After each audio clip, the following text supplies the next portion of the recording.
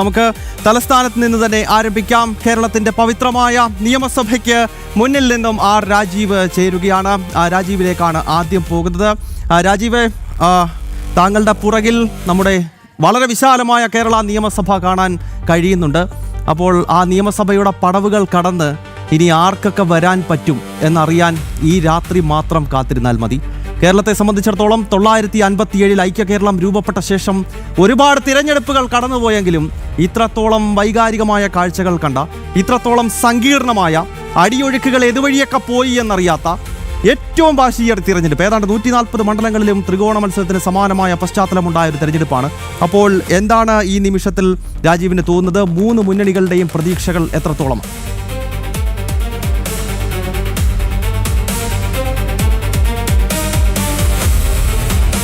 ഗൗതം, അശ്വതി, ഏതായാലും ഗൗതം സൂചിപ്പിച്ചതുപോലെ തന്നെയാണ് എനിക്ക് പിന്നിൽ കാണുന്നത് നിയമസഭാ മന്ദിരമാണ്. ഈ നിയമസഭാ മന്ദിരത്തിലേക്ക് ആരൊക്കെ എത്തും എന്നറിയുന്നതിന് വേണ്ടി ഇനി കാത്തിരിക്കേണ്ടി വരുന്നത് ഒരു രാത്രി മാത്രമാണ്, ഏതാനും മണിക്കൂറുകൾ മാത്രമാണ്. ആ മണിക്കൂറുകൾ കൂടി കഴിയുമ്പോഴേക്കും തിരഞ്ഞെടുപ്പ് ഫലം എത്തും. രാവിലെ 8 മണി മുതൽ തന്നെ തിരഞ്ഞെടുപ്പ് ഫലം വന്നു തുടങ്ങും. വോട്ടെണ്ണൽ ആരംഭിക്കും. ആദ്യം പോസ്റ്റൽ ബാലറ്റുകൾ എണ്ണിത്തുടങ്ങും. 8:30യോടുകൂടി ആദ്യ ഫലസൂചനകൾ വന്നു തുടങ്ങും. ഏകദേശം 11:30യോടുകൂടി വ്യക്തമായൊരു കണക്ക് നമുക്ക് മനസ്സിലാക്കാൻ കഴിയും. കേരളം എങ്ങോട്ടാണ്, ഇടതിനൊപ്പം തുടർഭരണത്തിലേക്ക് പോകുമോ അതോ വലതു മുന്നണിക്കൊപ്പം നിൽക്കുമോ എന്ന കാര്യത്തിൽ ഒരു കൃത്യമായ കണക്കുകൾ നമുക്ക് ലഭ്യമാകും. ഇതിനൊപ്പം NDA ക്യാമ്പും തികഞ്ഞ ആത്മവിശ്വാസത്തിലാണ്. അതിന് കാരണമെന്ന് പറയുന്നത് എക്സിറ്റ് പോൾ ഫലങ്ങൾ തന്നെയാണ്. നേരത്തെ തന്നെ NDA BJP വ്യക്തമാക്കിയിരുന്ന ഏറ്റവും പ്രധാനപ്പെട്ട ഒരു കാര്യം ഇത്തവണ കൂടുതൽ സീറ്റുകൾ പിടിക്കുക എന്നത് തന്നെയാണ്. BJPയുടെ ലക്ഷ്യം 10-ന് മുകളിൽ സീറ്റുകൾ ഇത്തവണ പിടിക്കും എന്ന് തന്നെ BJP നേരത്തെ തന്നെ വ്യക്തമാക്കിയിരുന്നു. അതനുസരിച്ചുള്ള കണക്കുകൾ തന്നെയാണ് പല എക്സിറ്റ് പോളുകളിലും പുറത്തു വരുന്നത്. 3 മുതൽ 14 സീറ്റുകൾ വരെ BJP നേടിയേക്കാമെന്ന തരത്തിലുള്ള എക്സിറ്റ് പോൾ കണക്കുകൾ പുറത്തു വരുന്നുണ്ട്. അത് BJP ക്യാമ്പുകൾക്കും വലിയ ആത്മവിശ്വാസം വർദ്ധിപ്പിക്കുന്ന ഒന്നാണ്. അതിനൊപ്പമാണ് UDFന് എല്ലാ എക്സിറ്റ് പോളുകളും UDF അധികാരത്തിൽ വരാനുള്ള സാധ്യതയാണ് തുറന്നു കാണിക്കുന്നത്. UDFന്റെ പ്രതീക്ഷ നോക്കുകയാണെങ്കിൽ 80 മുതൽ 85 വരെ സീറ്റുകൾ നേടിക്കൊണ്ട് അധികാരം നേടാനാകും എന്നാണ് UDFന്റെ പ്രതീക്ഷ. കഴിഞ്ഞ 10 വർഷമായി പ്രതിപക്ഷത്താണ് UDF, പ്രത്യേകിച്ചും കോൺഗ്രസ്. അത് കോൺഗ്രസിനെ സംബന്ധിച്ചിടത്തോളം വലിയ തിരിച്ചടി തന്നെയാണ്. ഈ ഒരു പശ്ചാത്തലത്തിൽ തുടർഭരണം ഉണ്ടാകും എന്ന തരത്തിൽ LDF വലിയ രീതിയിലുള്ള പ്രതീതി ഉണ്ടാക്കുന്ന ഒരു ഘട്ടത്തിൽ കൂടിയാണ് എക്സിറ്റ് പോൾ ഫലങ്ങൾ പുറത്തു വന്നത്. അത് UDFന് ആത്മവിശ്വാസം നൽകുന്നു.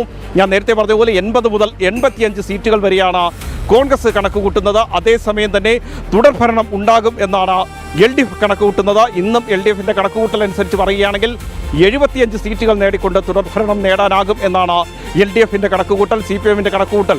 MV ഗോവിന്ദൻ ഇത്തരത്തിലുള്ള കണക്കുകളൊക്കെ പറയുമ്പോഴും മുഖ്യമന്ത്രിയുടെ സ്ഥിതി അതല്ല. മുഖ്യമന്ത്രി ഒരു പരാജയം മണത്ത രീതിയിൽ തന്നെയാണ്. നേരത്തെ ഗോവിന്ദൻ സൂചിപ്പിച്ചതുപോലെ അദ്ദേഹത്തിൻ്റെ സാമൂഹ്യ മാധ്യമ അക്കൗണ്ടുകളിൽ നിന്ന് ചീഫ് മിനിസ്റ്റർ, കേരള മുഖ്യമന്ത്രി എന്ന ബയോ നീക്കിക്കഴിഞ്ഞിരിക്കുന്നു. പരാജയം മണത്ത രീതിയിൽ തന്നെയാണ് പിണറായി വിജയൻ ഇപ്പോൾ മുന്നോട്ട് പോകുന്നത്. അതേസമയം തന്നെ അല്പസമയം മുമ്പ് പ്രതികരിച്ച MV ഗോവിന്ദൻ പറയുന്നത് ഇത്തവണ തുടർഭരണം ഉണ്ടാകും. 75 സീറ്റാണ് നിലവിൽ CPMന്റെ കണക്കുകൂട്ടൽ.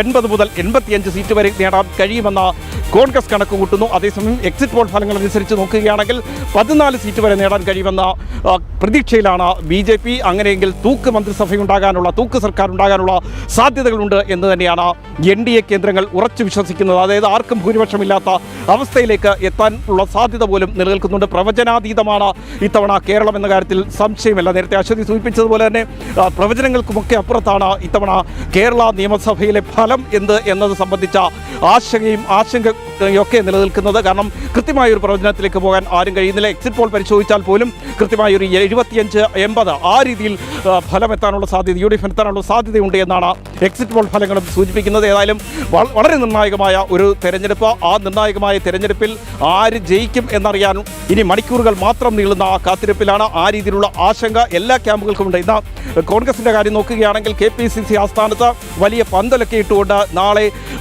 ആളുകൾക്ക് അവിടേക്ക് എത്തുന്ന പ്രവർത്തകർക്ക് ഫലം എന്താണെന്ന് അറിയാനുള്ള എല്ലാ സജ്ജീകരണങ്ങളും ഒരുക്കി കഴിഞ്ഞിരിക്കുന്നു. ഏറ്റവും പ്രധാനപ്പെട്ട മറ്റൊരു കാര്യമുള്ളത് പായസം ഉൾപ്പെടെയുള്ള എല്ലാ സംവിധാനങ്ങളും, അതായത് വിജയമുണ്ടാകുമെന്ന് ഉറപ്പിച്ചുകൊണ്ടാണ് കോൺഗ്രസ് പായസം, അതുപോലെ ലഡു ഇതിനെല്ലാം ഓർഡർ നൽകി കഴിഞ്ഞിരിക്കുന്നു എന്നാണ് ഏറ്റവും പ്രധാനപ്പെട്ട ഒരു കാര്യം. ഇങ്ങേറ്റം AKG സെൻറ്ററിലേക്ക് എത്തുകയാണെങ്കിൽ അത്തരത്തിലുള്ള നീക്കങ്ങളൊന്നും ഏതായാലും AKG സെൻറ്ററിൽ ഇപ്പോഴില്ല.